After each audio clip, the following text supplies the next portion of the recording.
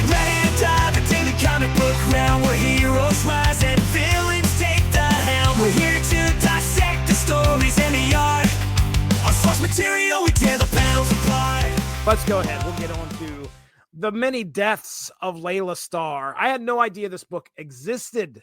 No clue. This came out in 2022. It's always in the bookstore whenever I go look at the comic book section at like Books a Millions or Barnes and Nobles. I always see copies of this. Because this is the Eisner Award-winning something or other. And it's Boom Studios, and there's always a big collection of Boom Studio stuff. I want to say like this, for what it was, sold pretty well. Okay. Well, Ram V is our writer. Artist Filipe Andrade. Lettered by And World Design. This is an interesting book. I love this book. The Many Deaths of Laila Starr is a gorgeously illustrated, deeply human fable that blends myth, morality, and Mumbai into something both timeless and intimate. When the goddess of death is fired, her role made obsolete by the impending birth of a child destined to invent immortality, she's cast into a mortal body and sent spiraling through the boy's life at key moments, sometimes seeking to end him, other times trying to understand him. Across decades and reincarnations, Laila's journey becomes less about stopping death and more about learning what makes life precious in the first place. With poetic writing, vivid characters, and an emotional arc that lingers long after the final page, it's a story for anyone who's ever pondered the value of a fleeting moment. I didn't know what I was going to be getting here. And when I started reading it, I was like, okay, I like the premise of this book. We're starting out in Mumbai. We have various gods and goddesses, and here's death, who is getting let go. I could see being made into a series or a movie. Yeah, this would be a fun time. It's kind of a bittersweet story because what we get at the end is a great message. She gets put into Laila Starr's body, and Laila at that moment is killing her. Well, I wouldn't say she killed herself. She either slipped or she jumped, one or the other in this party. And that's kind of like where we see our cover here, where she's falling. And then as she hits the ground, she's in the hospital, and death ends up getting into her body, and then hijinks ensue after that. One of which, I love how each situation, each book, she shows up and ends up getting killed in some way by the end of the book, and then awakening sometime later. Interesting interpretation on the idea of a god coming down to earth, like a Thor or a Hercules, where it's just like, I don't really know how humanity works. I keep fucking up and dying. Yeah.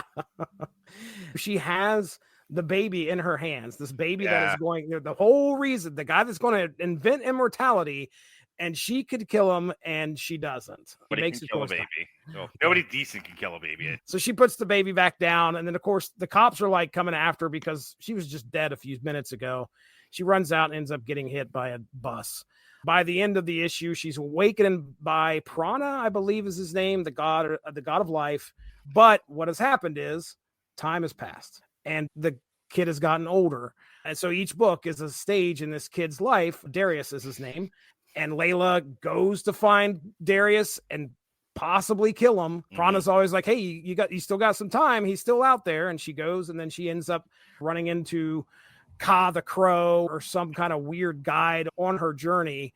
By the end of this book, she finds Darius at a very old age, and he tells her, yeah, I invented eternal life when I was 49. She finally sits down and talks to him after all this time, and he's like, you can have the secret to immortality is in the shoebox above my closet. And the only thing that he wants, he's this old bearded man, is for his son to come back because they had a falling out. His mom had died. But the journey to get to there is great. I want to let you talk here first. What are your thoughts on this book? I love this book. This is one of my favorite things that you and I have ever talked about, completely out of left field.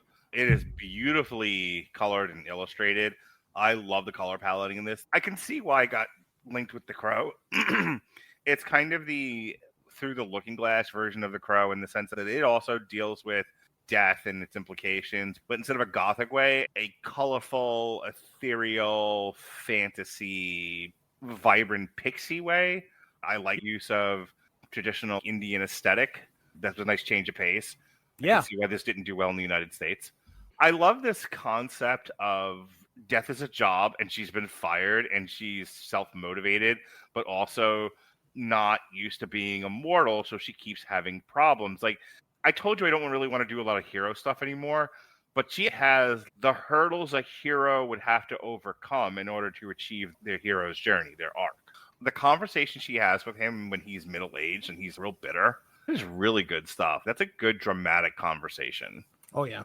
I love the conclusion. I was really interested in what was going on in this book. I was so fascinated by it. I liked a lot of the Indian theological imagery. I had a really good time with this. I wish more people knew about it. I'll tell you, my favorite moment of this whole book is book 4, issue, when she shows up, and I think at that moment he's 38 years old. Yeah. And that's what I was saying, like that conversation. Yeah, she walks in there just after his wife had died, and she explains, okay, here's the deal. I'm just going to try to talk you out of doing this. I don't want to kill you. I just don't want you to create eternal life. And he is not having any of it, because what he starts to realize is that she had been there at other moments in his life right around when somebody else died. And he is outraged because he doesn't understand why death had taken his wife. It's such a moving conversation where she just sits down and tries. She didn't have anything to do with the death of his wife. She's sitting down here on Earth right now. Mm-hmm. People are still dying. Regardless, that conversation that she has with Darius, and Darius is just like, you are right now, because you are here, I just want to let you know you are the reason I am going to invent eternal life. I'm going to do it. We're not going to have to worry about death anymore. So she realizes she's pushed him to do exactly what she didn't want him to do in the first place. Yeah, what is it? Paradox, where something from a different era in time causes you to do the thing that you're doing? Yeah, that's exactly what happened.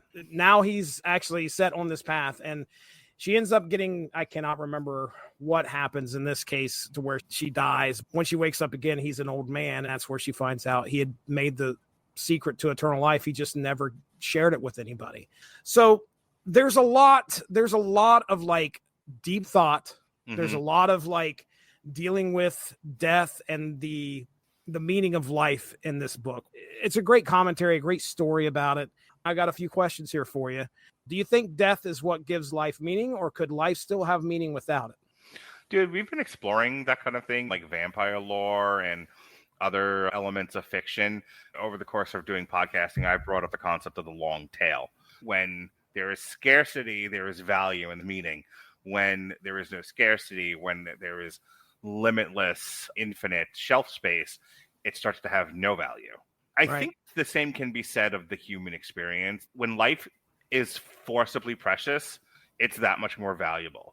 I'm 50, or I'll be 50 in one more year, and I've only got probably another 25, 30 years left. I look back at the previous 50. For the first 18 to 20, I didn't have a lot of choice. But for the past 30, I've had a lot of choices. Some of it didn't work out the way I thought it was going to, and I thought I was making the best decision at the time. I'm very conscious of how I want to spend the next 30, because it might be my last. I think that kind of mentality, again, you're asking, do you think death makes life more valuable, worth living? I'm like, absolutely. Having already died almost twice because of cancer, it was a reminder that life is a precious gift and it's worth trying to live the best life you're able to. I have a real struggle with people who are very quick to say your life is not valuable because you disagree with me or hold different values. That's one of the things I picked out of the book too, was this discussion of the value of life and how that changes when you're an infinite being. I was thinking about Interview with the Vampire. Some of the stuff that gets discussed in that book is like, after a while, eternal life is agonizing, or some of the stuff we talked about with Black Mirror, where you have this infinite life living in a computer simulation, and it's like, what torture that is. Yeah. I don't think the mind is meant to experience infinite. Yeah. I think death absolutely gives life meaning. Without it, this is just my opinion, but without death, what purpose do you serve? I'm sure you can do something, but you don't have to. It changes your decision making, doesn't it? Yeah, it absolutely. You choose this because this has consequences and that doesn't. Mm-hmm. What if there are no consequences? What would you do? Right. This is a great question that ties in with the type of work that you do.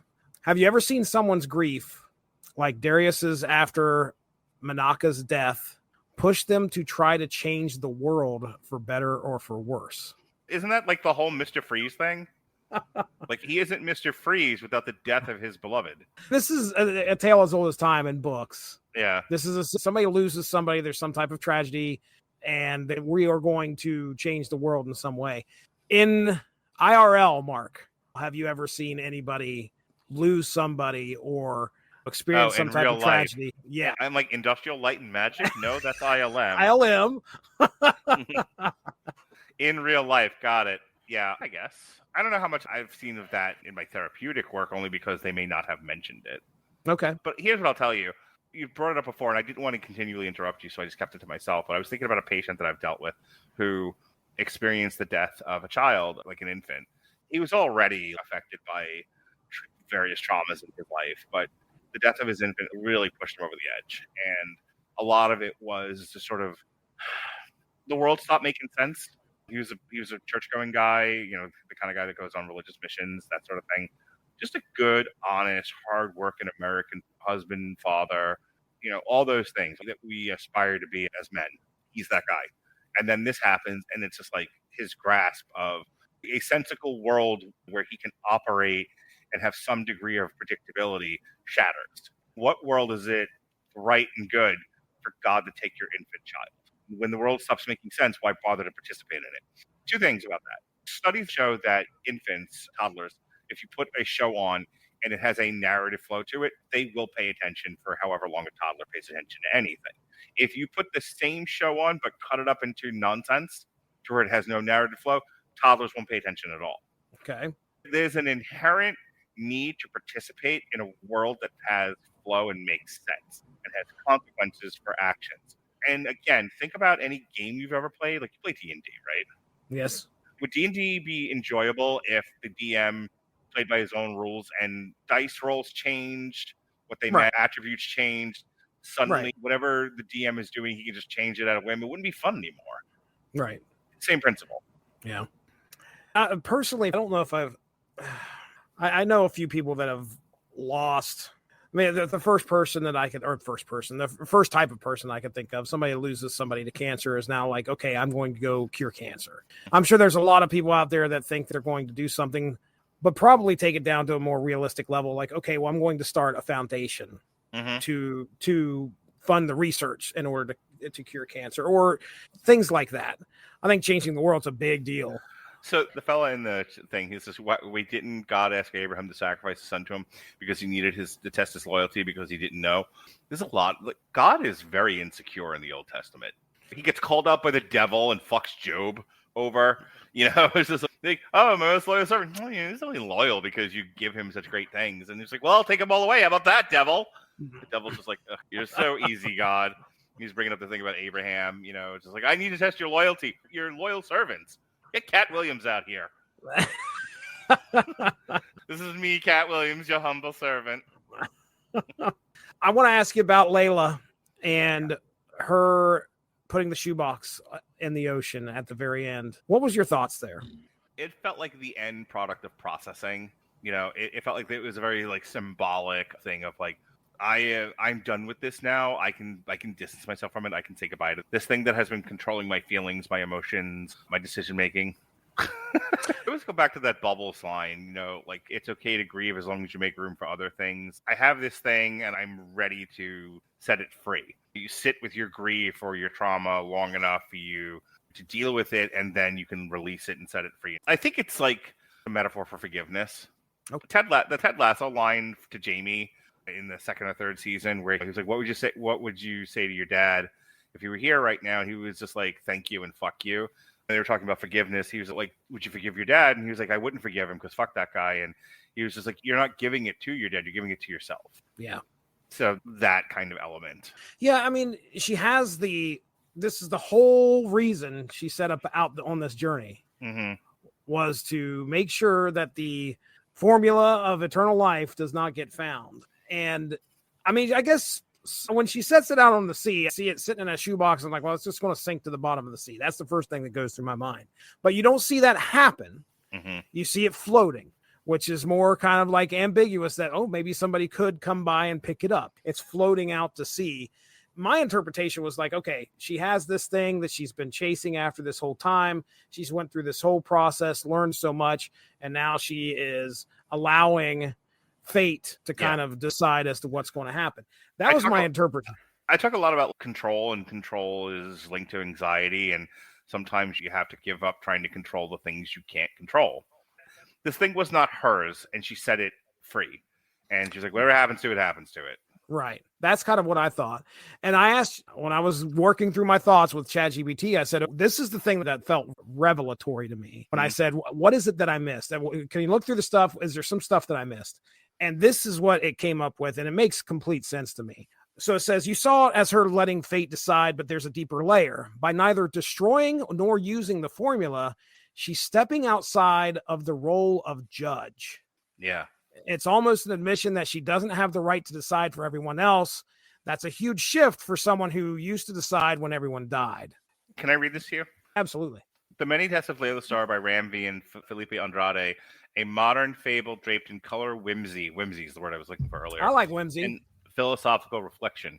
Where the crow confronts death from the perspective of someone who has been wronged and cannot move on, Laila Starr takes us to the other side of the veil entirely. Here, death herself is fired from her cosmic job because humanity is on the verge of discovering immortality. Stripped of her power, she's reincarnated as Laila Starr, a mortal woman living in Mumbai. The book follows her as she repeatedly dies and returns, each time intersecting with the life of the boy destined to end. If the crow is raw, jagged grief, Laila Starr is a lyrical conversation about acceptance. That's why I wanted to read this. Ooh, that's good. It's not about avenging the dead. It's about understanding that mortality is what gives life meaning in the first place. Ramby's writing is poetic without losing clarity. Andrade's art is a wash in colors that feel alive through the page itself is breathing. Through her encounters with the boy at various stages of his life, Laila moves from bitterness and resentment towards compassion and understanding. It's the long arc of acceptance that the crow never attempts because that book is about refusing to let go. That fifth issue of this story, when we open up and there's a dog they find and they're like, take it to the old man who he's able to take care of people. I'm like, oh crap. My initial thought was Darius had grown old and is selectively using the formula. That doesn't happen here. But I felt like, oh crap, he actually has it. But yeah, when they show up, she talks with them. And he explains to her, yeah, I never used it because I just felt there was no sense in it. It's neat how he describes, like, after he invented it, he goes and watches a movie. He goes and does this. And I think he starts to realize all these things that people do to make themselves happy because they are trying to live their life. Removing death would make life without meaning. And he himself has an inoperable brain tumor at the end of this. And he ends up calling his son over. They kind of make amends. And here's the final line. I'll read it to you, Mark. Perhaps it is enough, the miracle that it was simply to have lived. What a way. I feel like that sentence was written before this story even began. I mean, it's funny. It's funny you should focus on that. There was a conversation at my dinner table tonight with me and my kids before I took them back to their mom. And I was talking about choices you make in the world and whether you choose to live and make mistakes or if you restrict everything in the hopes there's something in the afterlife for you. This is a motivating factor for some of our, I don't want to talk about Robert, but, there are people who believe, such as Robert does, that if you leave a chaste life in the afterlife, you will be rewarded with paradise. Right.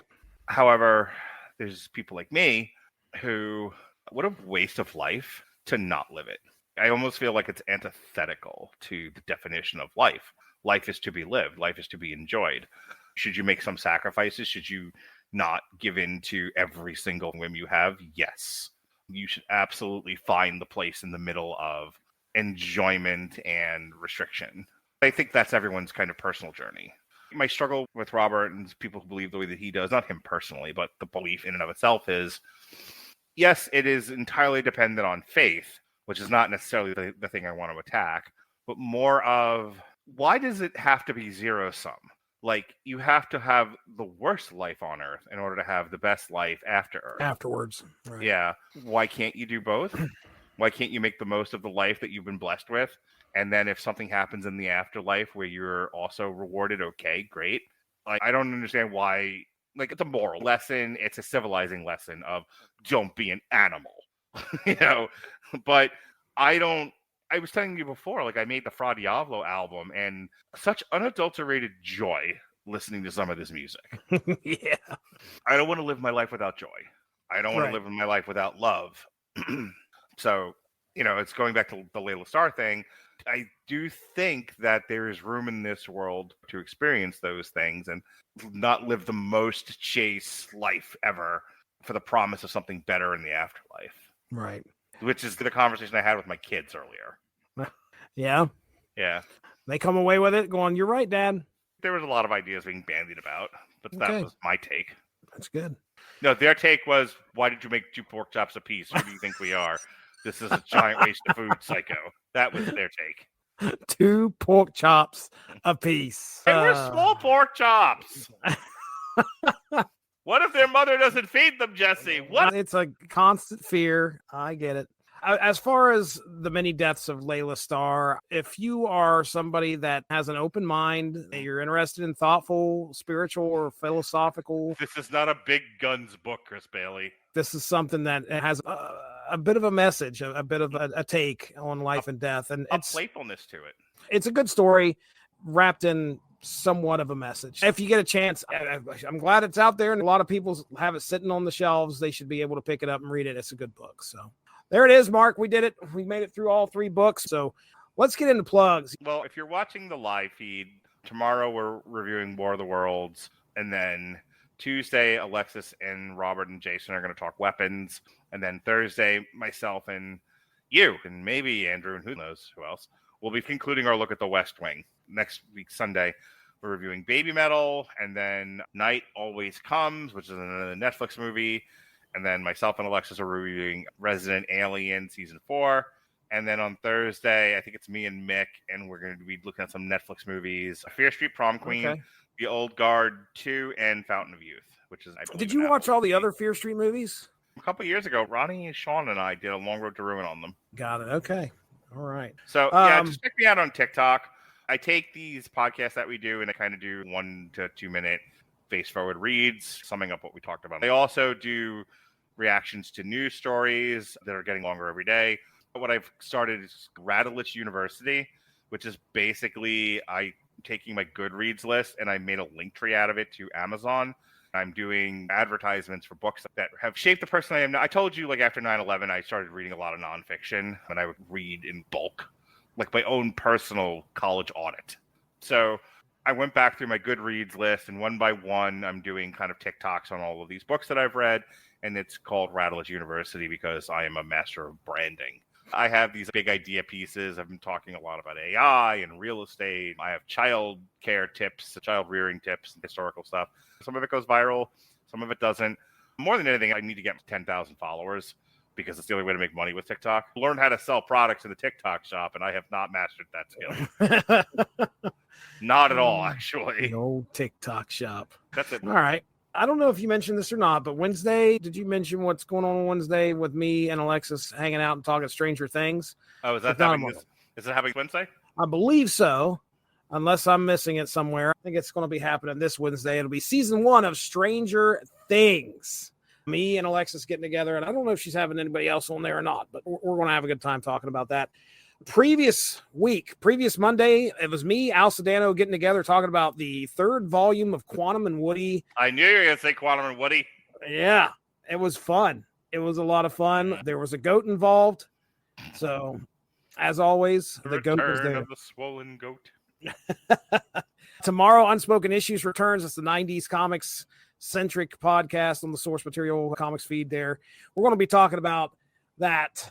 We're going to be talking about Fantastic Four number 371, which we're in the middle of gimmick cover summer. And that is the Fantastic Four issue where it was just completely white. Mm-hmm. And Johnny Storm went Nova. It wouldn't have looked like it was on fire if it wasn't for the fact that we had Sue Storm in the boob window with the Fantastic with the 4 right there on her chest. Yep. And that was the introduction of that outfit. So, hey, and then real quick, our next source material is September 14th, and we're going to talk Day Tripper. Just Day Tripper. Day Tripper. 12 issues, because I'm not allowed to do that anymore. It'll be 3 episodes of 4 Yes. We can do it. Me and Evan Bevins get together and talk about Marvel Snaps. If you like Marvel Snap, that'll show up on the Source Material Comics feed as well. It's called Snap Material. I'm an expert at branding as well. With that being said, let's get on out of here. Mark Radulich, thanks for joining me tonight. I'm Jesse Starcher. Have a good one. Bye-bye. Thanks for joining us. All of this would not be possible without W2Mnet.com, so make sure to seek them out for more podcasts. If you enjoyed what you heard today, please feel free to share, and we look forward to entertaining you again soon.